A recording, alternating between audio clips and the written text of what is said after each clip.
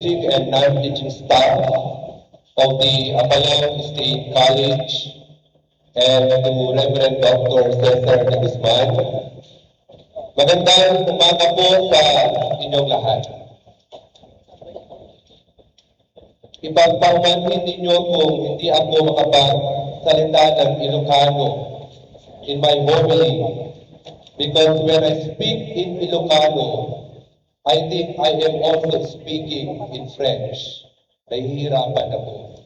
So my homily this morning will be in English and Tagalog language.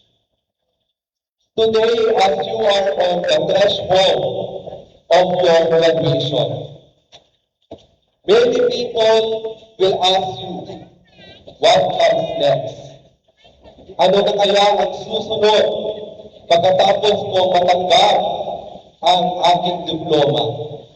Ano na kaya ang susunod pagkatapos kong tapusin ang aking tertiary level of education? Others are still discerning it. Some are excited, some are anxious, and some maybe are confused kung ano na ang gagawin nila right after the graduation. And that is a feeling normal to all of you. In our gospel today, Jesus tells, you are the salt of the earth. Kayo ang asin ng mundo. Salt is often hidden. It is not the center of attention. Yet, it makes all difference. Diba? Kapag kumakain tayo, kapag walang asin ang kinakain natin, parang nawawalan tayo ng gana na kumain. Pero kapag malinamnam ang ating kinakain, then that's there we appreciate the taste of the food we eat. Because salt gives flavor, preserves what is good, and transform everything in its purpose. As a priest, my dear graduating students, I have come to realize that life is not about being noticed. It is about making difference.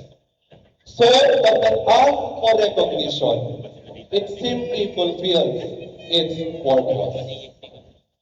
When I entered God's call to the priesthood, I learned that true fulfillment comes not from asking, ano ang naibibigay ng mundo sa akin? Kundi ito yung katanungan na aking na-realize when I accepted the call to priesthood. One honest employee can change a workplace. One compassionate nurse can bring comfort to a suffering person.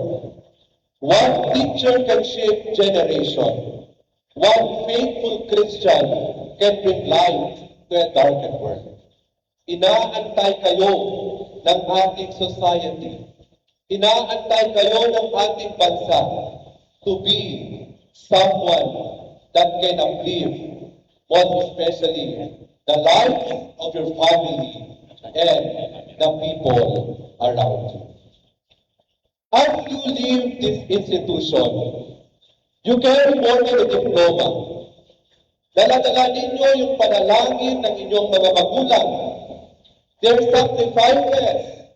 Many of the parents here, marahil isang tabi ang kanilang personal needs or personal wants because they want to nurture you so that you will graduate and you will become better someone someday. Maraming mga magulang dito ang nagsakripisyo para lang kayo ay magtapos sa level na ito. Some fathers carried heavy burdens in silence.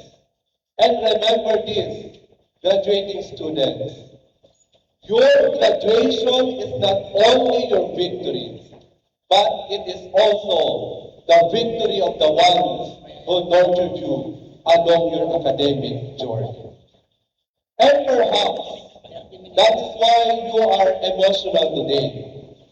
Because behind every cup, behind every academic gown, behind your diploma is a story of sacrifice, a story of perseverance, and a story of the grace of God.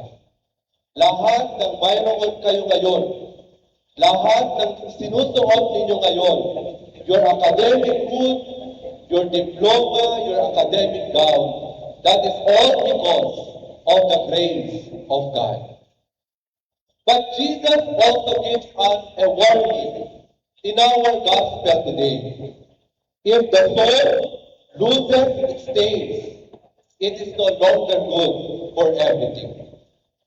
In the world you are about to enter, few months from now, few years from now, you will be in your chosen career.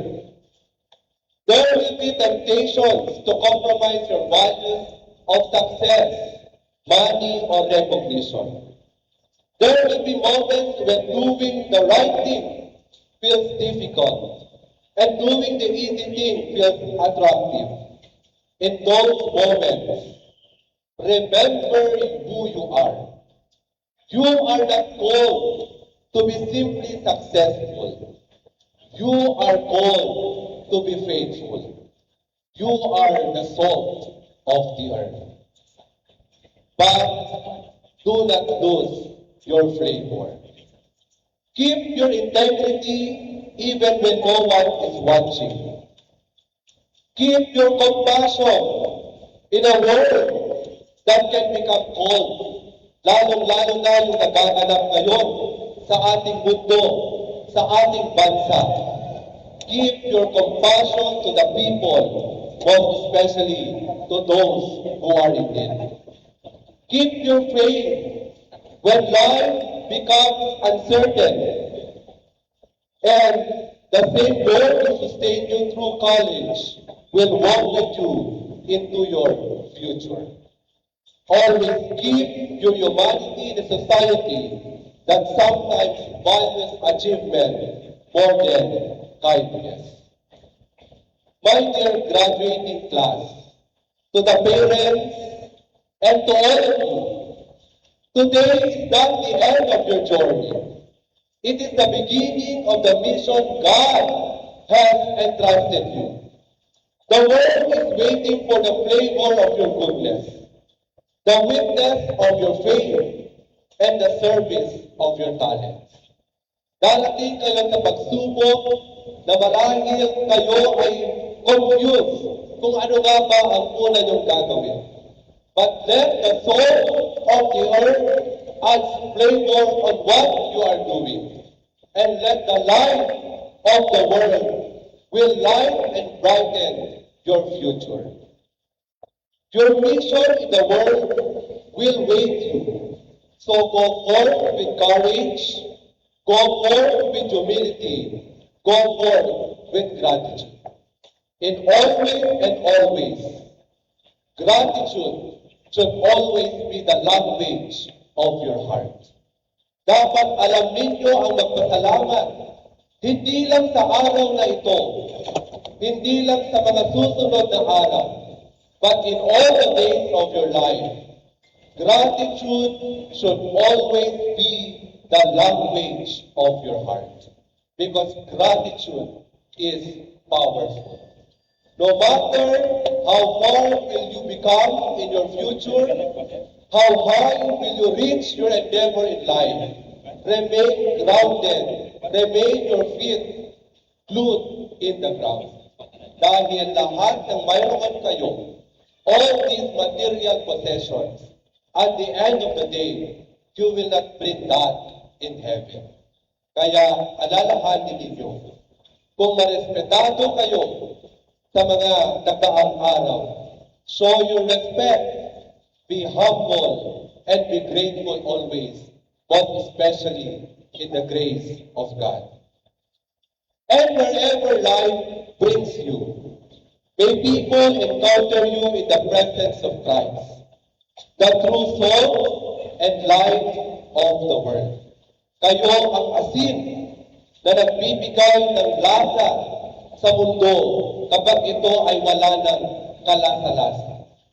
Kayo ang ilaw ng ating mundo kapag alam ninyo na makulimlim na at madilim ang tinatahak ninyong lalakarin. The world needs you. Our society is waiting for you. The country needs you. And so, my dear brothers and sisters in Christ, as you embark on this beautiful journey, as you are about to finish your tertiary level in your education, go forth and fulfill your mission. I congratulate you all, but especially to the parents, for not giving up your children. Your children needs you in all the days of your life. Kaya ngayon, mga students na graduate, pasalamatan ninyo inyong mga magulang. Alalahanin ninyo ang kanilang mga sakripisyo na marahil sa mga taon na nag-aral kayo, isinantabi nila ang kanilang pangangailangan para lang matustusan kayo. That is why, recognize always your parents. No matter anuman ang itsura nila, anuman ang estado nila, dahil sila ang nagbigay ng asin sa inyong buhay habang kayo ay nag-aaral.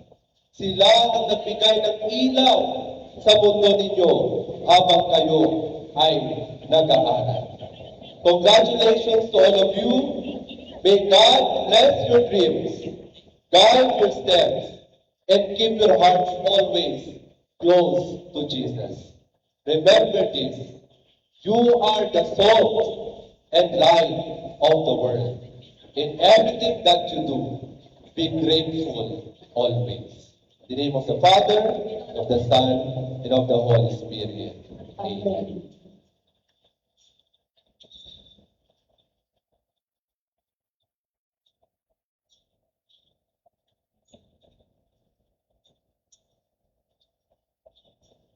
Let us all stand.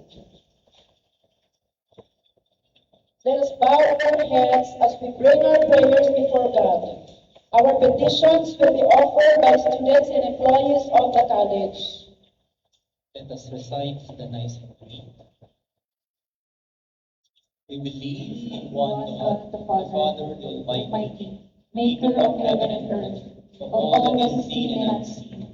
We believe in one Lord Jesus Christ, the only Son of God, eternally begotten of the Father, God from God, light from light, true God from true God, begotten and unmade, one in being with the Father, through whom all things were made, for us and for our salvation. He came down from heaven, by the power of the Holy Spirit. He was born of the Virgin Mary and became man. For our sake he was crucified under Pontius Pilate. He suffered, died, and was buried. On the third day he rose again in fulfillment of the Scriptures. He ascended into heaven and is seated on the right hand of the Father. He will come again in glory to judge the living and the dead, and his kingdom will have no end. We believe in the Holy Spirit, the Lord, the giver of life, who proceeds from the Father and is the Son.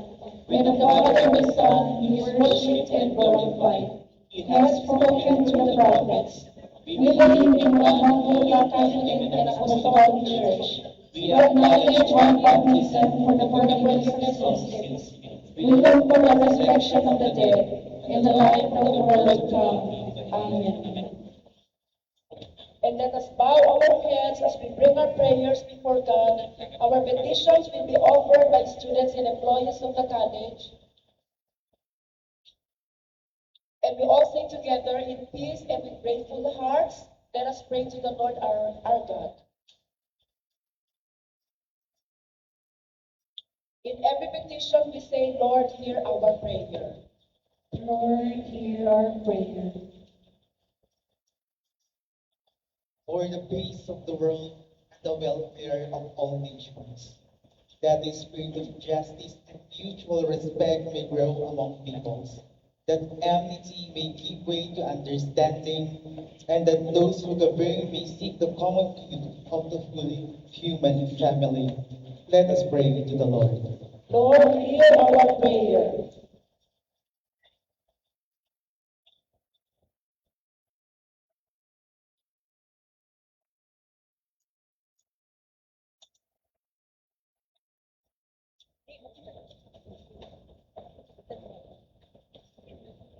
For the Holy Church in every place, that it may be filled with truth and love, bear faithful witness to the gospel of Christ, and be found without fault on the day of his coming. And for all who serve in his name, that they may guide his people in wisdom and compassion. Let us pray to the Lord. Lord, hear our prayer. For the leaders of our nation and all those entrusted with positions of authority and public service, we pray for integrity, wisdom, and servant-hearted leadership among government officials at every level. Lord, grant them the courage to uphold the truth, justice, and righteousness in all their decisions. May they faithfully fulfill their duties with honesty, accountability, and a sincere commitment to the common good. Protect them from corruption, selfish ambition, and the misuse of power.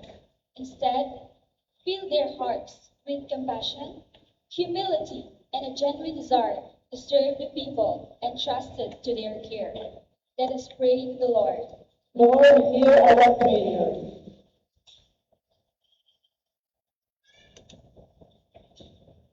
You are the creator of heaven and earth, and all that exists belongs to you.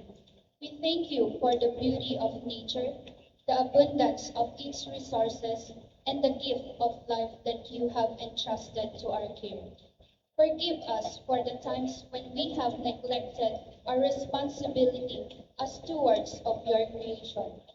Forgive us for the actions and habits that have harmed the land, polluted the waters, damaged the air, and diminished the richness of life that you intended for all creatures. Let us pray to the Lord. Lord, hear our prayer.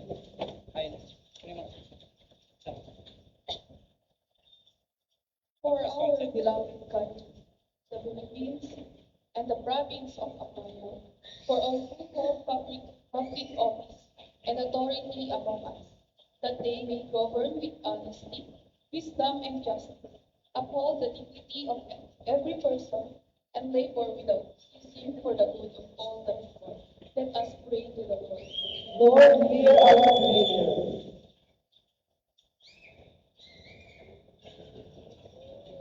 Inspire communities, leaders, and nations to work together in caring for our common home. May we act justice, responsibility, and compassion towards future generations, ensuring that they may also enjoy the blessings of a healthy and thriving earth. Renew in us a deep respect for every living thing and a sincere commitment to safeguarding the integrity of your creation. May our words, decisions, and actions reflect our gratitude for the gifts you have given us. Let us pray to the Lord. Lord, hear our prayer.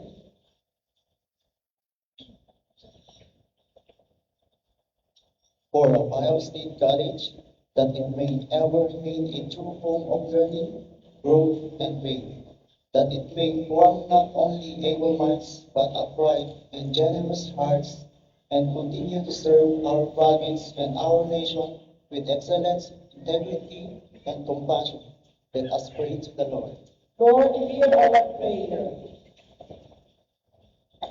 For the President, the administrators, the faculty, and all the employees of our college, who together sustain its daily life and labor, often unseen in classrooms and offices, libraries and laboratories, and across its grounds, that their education may be blessed, their work made fruitful, and that they may find lasting joy and fulfillment in their vocation. Let us pray to the Lord. Lord, hear our prayer. For our graduates, whom we send forth this day, that they may carry with them the knowledge, skill, and character that have been formed in them here, that they may meet the trials of life with courage and perseverance, discern the purpose for which God has made them, and use their gifts for the building of a more just and human world. Let us pray to the Lord. Lord, hear our prayer. For our graduates, as they enter their chosen professions at the service of the nation, that they may labor with honesty and excellence, resist every temptation to corruption and selfish gain, and become a true blessing to the communities and families who will come to depend upon them. Let us pray to the Lord. Lord, hear our prayer.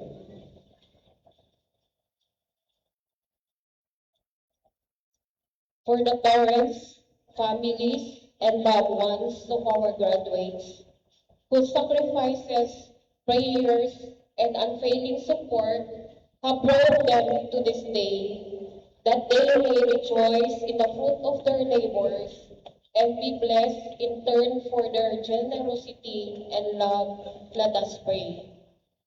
Lord, hear our prayer. For all who have accompanied our graduates along the way, their mentors, benefactors, alumni, and friends, and the many teachers who first set them on this path, that the good they have sown may bear lasting fruit, and their labors may be remembered with gratitude. Let us pray to the Lord. Lord, hear our prayer. For the students who remain, for all who follow in the footsteps of our graduates, that they may be inspired by the example, persevere with patience in their own studies, and be guided in time toward their own paths of purpose and fulfillment. Let us pray to the Lord. Lord, hear our prayer.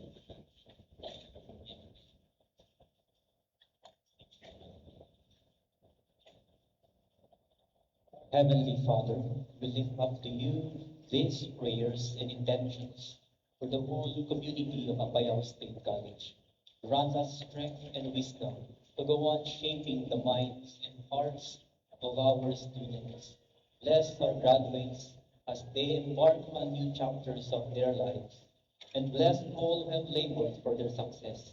May this college ever be a place of learning, growth, and love, reflecting your light to the world. We ask this through Christ our Lord. Amen. My dear brothers and sisters, we are the body of Christ. By one Spirit, we were all baptized into one body. Let us keep the unity of the Spirit and the bond of peace, The peace of the Lord be always with you. and also with you.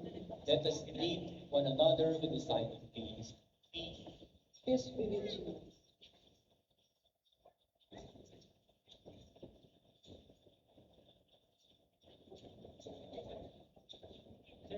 Give the Lord the honor to do his name, bring presents and come into his courts. Let us all be seated as the gifts of bread and wine and other gifts are prepared and our offering is gathered.